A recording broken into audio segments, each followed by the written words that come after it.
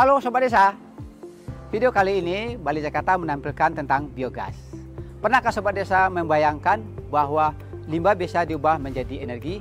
Nah, jawabannya ada di biogas.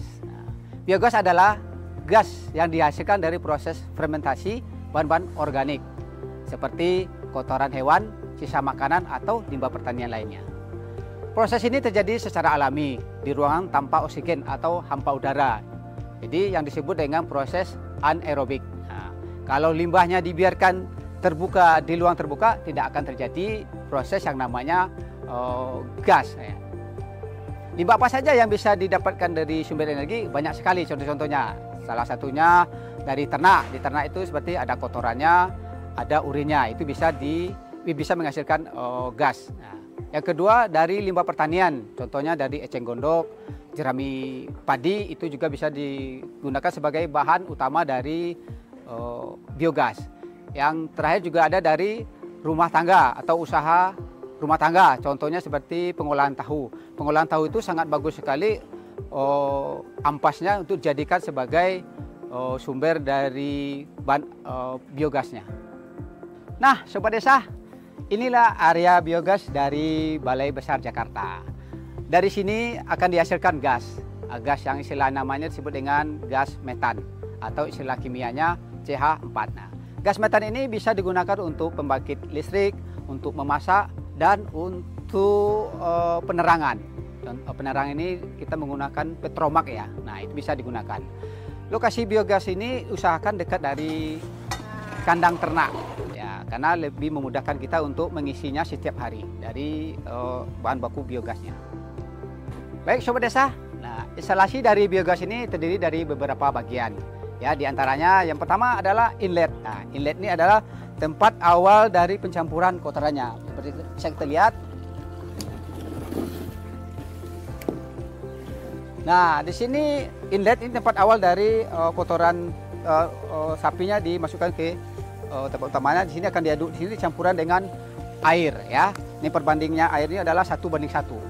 1 kilo kotoran dengan 1 liter airnya. Ya, ini jadi perbandingan 1:1.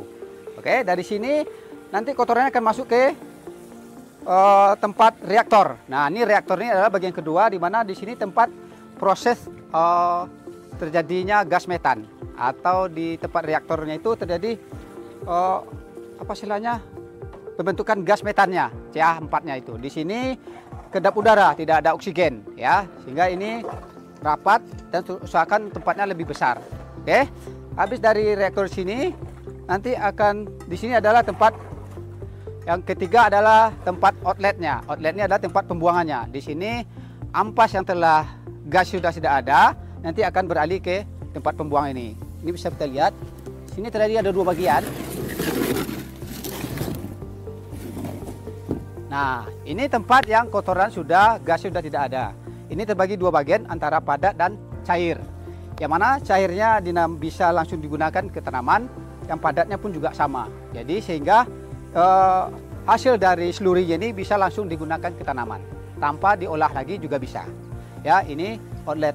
Yang terakhir adalah saluran gas. Nah, sini produksi utamanya di sini gas. Nah, ini salurannya ini. Ini pipanya akan disalurkan ke rumah atau ke tempat kita biasa memasak di dapur. Nah, ini aliran gasnya. Nanti sama-sama kita lihat di sana penggunaannya tentang kompor gas, penggunaan dengan magicom, dan juga penggunaan kompor apa namanya istilahnya, petromak. Nah, nanti akan kita lihat di ruang prakteknya. Baik, lalu proses dari hasil biogas ini adalah prosesnya adalah pertama dimasukkan kotorannya ke dalam inlet itu, prosesnya lebih kurang 7-14 hari itu baru proses terjadinya gas metan. Sehingga setelah 14 hari kita ngisinya, nanti baru ada gasnya, itu baru bisa digunakan untuk keperluan sehari-hari, mungkin memasak ataupun pembangkit listrik. Untuk ada gasnya setiap hari, sehingga kita itu diharuskan untuk mengisi kotorannya yang baru itu setiap hari dilakukan, ya, agar gasnya ada setiap hari secara kontinu. Sobat Desa, faktor-faktor yang mempengaruhi waktu produksi dari biogas ini adalah diantaranya yang pertama suhu. di mana suhu yang lebih panas itu proses biogasnya akan lebih cepat dibanding suhu yang lebih dingin ya. Suhu rata-rata itu lebih kurang 30 sampai 37 derajat Celcius. Itu suhu standarnya. Yang kedua, jenis digesternya. Digesternya ada yang besar, ada yang kecil, itu tergantung dari digesternya. Kalau yang lebih besar itu gasnya biasanya lebih banyak lagi. Yang ketiga adalah rasio CN. Ini tergantung dari kotoran ternaknya. Kotoran ternak itu tergantung dari pakan yang diberikan. Yang keempat, yang faktor pengaruhnya adalah kandungan air dan keenceran bahan. Ini maksudnya adalah perbandingan antara kotoran sapi dengan airnya. Kalau air terlalu banyak sehingga kandungan gasnya tidak sebanyak yang kotor lebih banyak. Yang terakhir adalah kualitas dan kesegaran dari kotorannya. Kotoran yang baru akan menghasilkan gas lebih banyak dibanding kotoran yang sudah berhari-hari. Nah, lebih baiknya kotoran yang segar dimasukkan ke dalam digester. Nah, Sobat Desa, nah inilah ruang praktek Balai Besar Jakarta. Nah, ini yang tadi disampaikan aliran gas yang dihasilkan dari biodigester di lapangan tadi. Nah, ini dialirkan ke ruangan. Nah, ini di ruang praktek. Ini kegunaan dari biogas ini sangat banyak sekali. Yang pertama, untuk mengurangi polusi lingkungan, ya. Yang kedua, bisa menghemat energi. Yang ketiga, menghasilkan pupuk organik, itu organik cair dan organik yang padat. Yang terakhir, tentunya bisa mengubah limbah menjadi sumber energi terbarukan. Nah, contohnya bisa kita lihat seperti ini. Nanti akan kita praktekkan masing-masing alatnya. Baik, ternyata manfaat dari biogas tadi itu sangat banyak sekali. Di antaranya untuk petromak, ya baik kita cobakan. Ini tadi instalasi biogasnya. Nah, ini katup gasnya kita buka dulu. Nah, kita harus menggunakan korek untuk memancingnya. Nah, ini petromak. Ini kalau di desa-desa sangat bermanfaat sekali ya. Nah, cukup untuk penerangan. Ini sangat bermanfaat sekali.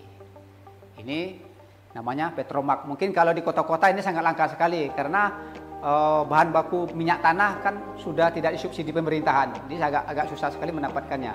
Nah, sehingga petromak kalau di masyarakat sudah agak langka sekarang. Nah, makanya sekarang dengan adanya biogas kita bisa menggunakannya petromak dengan bahan bakarnya biogas. Oke.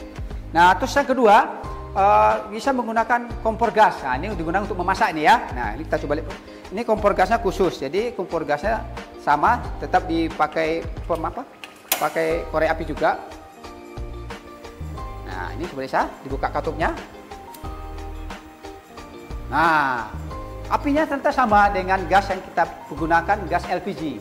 Warnanya biru, panasnya juga sama ya. Nah, ini penggunaan dari kompor gas. Jadi kompor gasnya kompor gas khusus untuk biogas ya. Ini akan berbeda sekali. Yang kedua bisa digunakan untuk memasak. Wah, ini magic ya. Nah, magic juga sama, menggunakan korek juga. Ini diangkat dulu. Nah, ini magicnya juga khusus didesain untuk biogas. Nih, sebentar, maaf, katupnya dibuka dulu. Oke. Nah, sama nanti apinya di sini. Nah, Sobat Desa. Nah, coba bisa didekatkan. Nah, ini apinya juga biru. Nah, ini memasak tinggal di atas. Nah, memasak air, memasak nasi, segala pun bisa digunakan dengan biogas. Dan yang terakhir yang nggak kalah pentingnya juga untuk sebagai sumber listrik ya. Sumber listrik ini ada genset ya. Nah, ini genset ini kita alirkan bahan bakarnya menggunakan biogas ya, bukan menggunakan bensin atau pertamax sejenisnya. Jadi kita menggunakan biogas. Dan berikutnya ada lagi kita bisa menggunakan pemanas air. Nah, pemanas air ini juga kita bisa menggunakan bahan bakarnya dengan biogas ya. Jadi kita sangat hemat sekali dengan listrik. Berapa tenaga yang digunakan? Petromak, terus gas memasak, untuk pembangkit listrik dan juga untuk pemanas. Cukup banyak sekali Sobat Desa, begitu manfaat dari biogas. Sehingga harapan kita itu loh, limbah peternakan dari biogas itu usahakan dimanfaatkan terlebih dahulu baru dijadikan kompos atau pupuk organik. Baik Sobat Desa, tadi sudah dijelaskan bagaimana manfaatnya dari biogas. Bagi Sobat Desa yang memiliki ternak sapi di rumahnya 1 sampai 2 ekor ternak sapi, itu sangat bermanfaat sekali, bisa menghemat penggunaan gas melon di rumah Sobat Desa 1 sampai 2 gas melon per bulan. sangat hemat sekali. Itu untuk penggunaan gasnya. Tadi juga ada penggunaan dari pembangkit listrik, bisa menggunakan 1-2 ekor sapi itu bisa menggunakan menyalakan genset, dan yang terakhir bisa untuk petromak. Nah, itu sangat banyak sekali manfaatnya. Dengan biogas kita belajar bahwa limbah bukanlah akhir dari segalanya. Justru bisa menjadi awal dari energi ramah lingkungan. Ini sangat bagus sekali dimanfaatkan. Yuk, mulai peduli dan dukung energi terbarukan untuk masa depan yang lebih bersih. Sekian, terima kasih. Salam berdesa.